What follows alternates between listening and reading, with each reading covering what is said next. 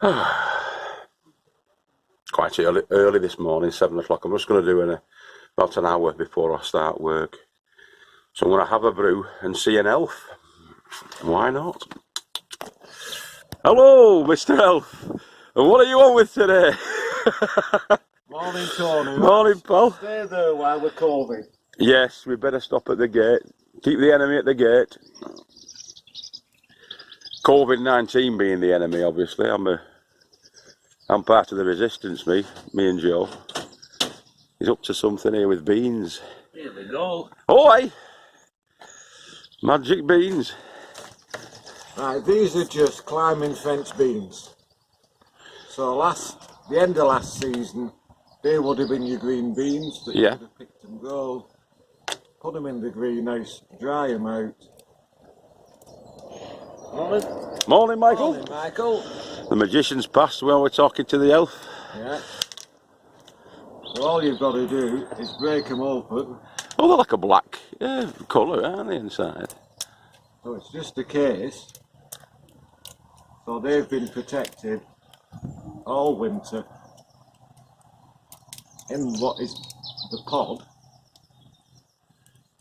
And where did you keep them, Joe? Just in the greenhouse. So all I've got is some string line in the greenhouse. Yeah. Yeah. Just a piece of string going from one end to another that I just tie the top of my canes to that the potatoes grow in. So all we're doing is just rummage along and feel, and inside there Are the beans? are the beans. They'll get to full extension. And there is your beans. So would there be sort of like a cobra bean, It's I think, or something? It's just a bog standard climbing fence bean. Whatever the variety is, That's what it is. that's what it is. But I've been growing this particular type vertically. Just squeeze it, out it comes. Yeah. Here's another one, just about to pop out. And another one. But I've just been growing this particular type of green bean forever. And because I've had it that long, You forgot what it was originally. I forgot what it was originally, but it's because it's got used to my, if you like, my soil and my conditions and my ground. Open it up. Oh, That's one. That's a jumping. there's one that's jumped ship. That's a jumping bean. It's an elvish jumping bean. That's what they are, them. So there they are, just inside. They're absolutely bone dry. There's a little bean. And that's because I suppose they've been out of the elements really inside Oh there. yeah, but they've just shriveled up. It's shriveled up. They all look like they're dead, but inside protected by the pod. The pod. And there's the beans. That's brilliant. And then it's just all I do is put two in a little cell. Just shove them in.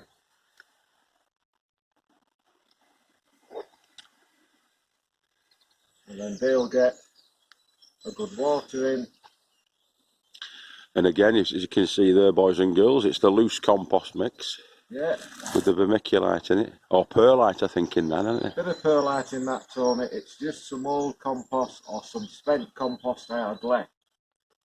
But because of the big seeds, Yeah. beans and peas, so they're going to give you pretty big roots. So let's just get a few more. So it's a big seed, it will give big roots. It's quite an open compost because it's just last year's spent compost. You can see yours putting 2 per cell. Yeah, put 2 per cell. Weakest one I'll always get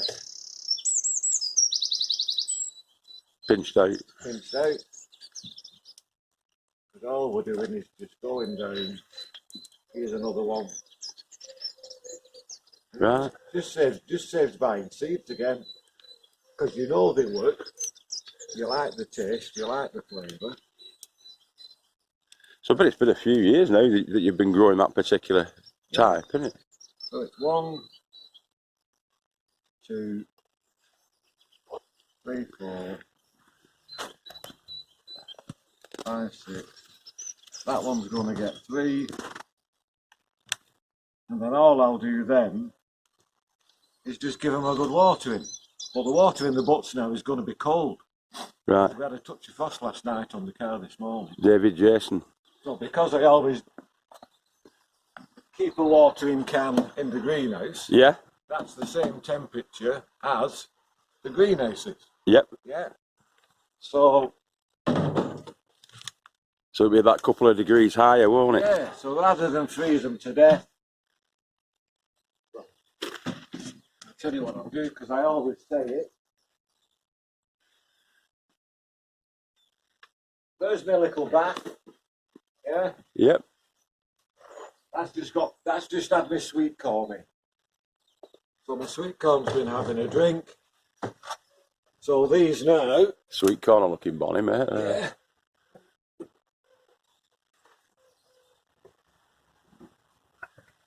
And then they can soak the water up from the bottom.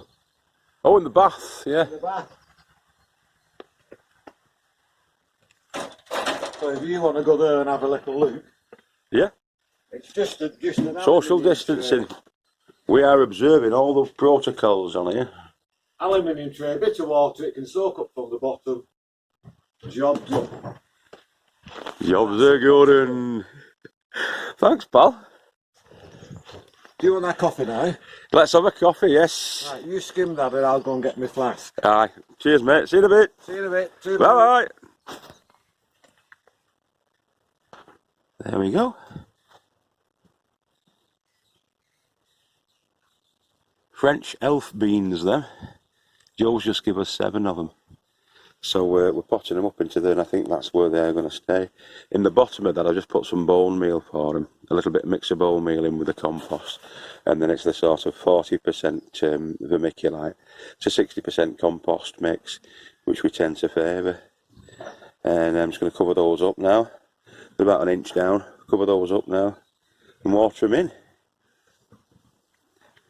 You're going in there. Fingers crossed for the elvish beans. And there they are, watered in. Brilliant. Hello, so that's the elf beans started, but that's not the only thing we're going to be doing today. That was first thing this morning, very early, that about 7:30, just before I started work. I got back onto work about 8 o'clock. I've just come up here for a bit of a break from it. It's 6:30 now, but it's been a bit of a day today, so I thought I'll come up here, have a bit of a break from it, and then get back on to do the rest of my work later. Finish that off. It's very, very full on at the moment at work, so you've just got to do what you can do. So that's not the only thing we're going to be doing though today, because I'm having an hour up here.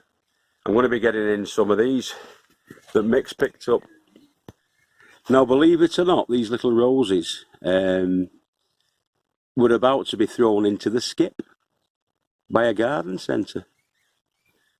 And so they were just going to chuck them out. Mick's picked them up when he was down there. He's picked a load of them up. He's picked about 12 altogether. He's potted on 8 of them. And when I turned up this evening, he said, do you fancy any roses? I said, well, I don't think I've got anywhere to put them at the minute, but...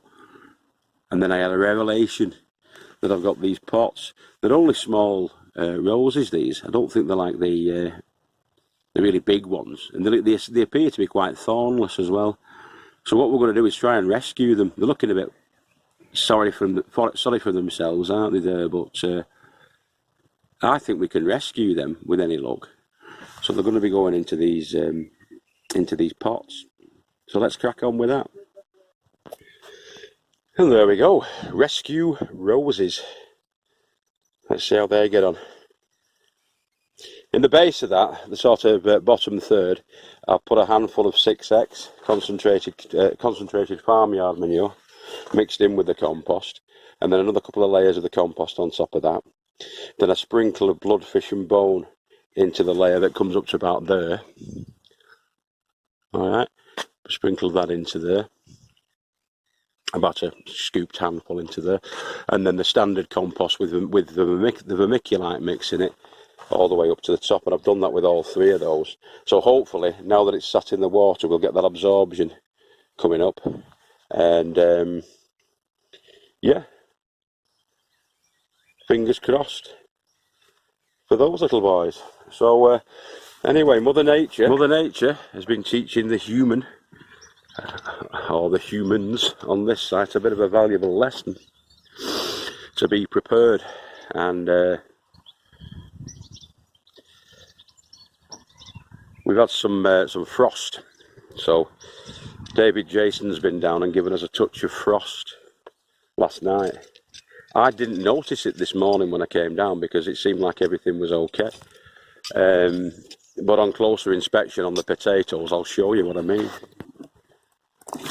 This wilting and blackening is due to the frost. Now, it's not supposed to be as cold tonight, and by Thursday it should be quite warm conditions again, but we're not past our frost date, and usually the timing on these isn't too bad because you put them in around St. Patrick's Day up here, and you might get a touch of frost damage but not too much, but there's always the chance, as is shown here.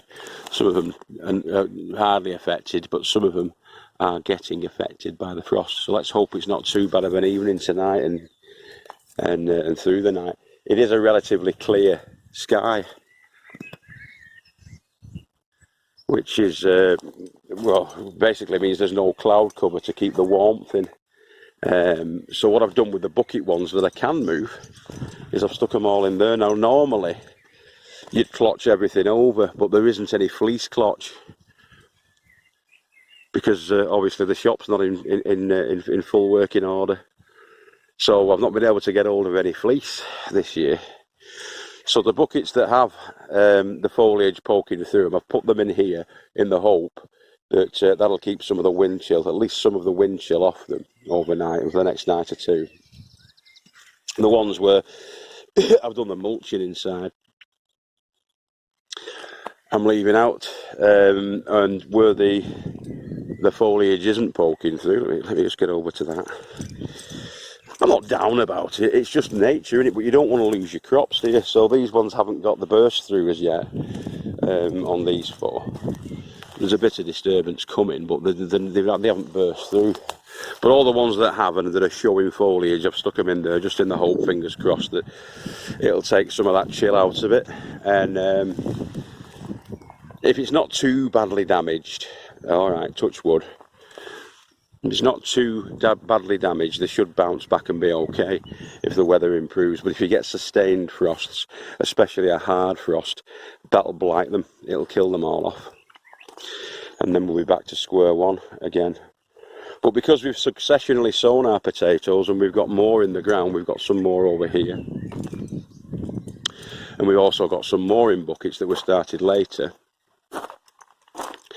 They shouldn't be too bad. I mean, these were only put in the other day, so they're not going to be bursting through for another week or two. So, you know, if we do lose the crop, which I goddamn hope we don't lose the crop, at least we will have some more potatoes coming through, and we've got more successions to plant there and in those sacks. So we are kind of prepared, but it was the fleecing issue yesterday, because we were watching the weather and we thought it was going to be, there's a chance for frost. Yesterday evening I was scratching around for fleece and nobody had any.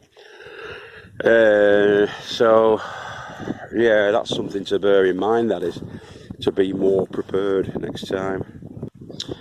But I'm not going to bleat about it like a little girl with a skinned knee. You just got to crack on, haven't you? So I hope we don't lose, and we've still got the spuds in the ground at this back end here where we put the Sarpo mirrors. They haven't come through as yet. Probably not going to come through for another week or two. So a bit of foliar dieback. I'm just hoping that we can cope with. We'll be all right with it. I've also got another thing I'm going to be doing tonight if I can, before I go. I've been up now for about half an hour, putting them buckets in there and potting on those roses, and it's getting to be around about 7:30 now. So I'm not going to stay too much longer because I still have work, probably about another hour and a half's worth of computer work to do back at the home. So there's one more thing that I want to do before I leave. All right, see you in a bit. Yeah, so that's on to the Lady Farmer's black shed. A gift from Magical Michael, that. Thanks, mate. Good stuff. Good old blight here. So yeah, it's doing it now. So that's the last thing I put up. So the potatoes are put to bed. Hopefully they'll be okay. Can't do much with the ones in the ground, as I've just explained. The roses are in. And I'm getting off. I've been down for about an hour now. So I'm going to get off. I hope we're off.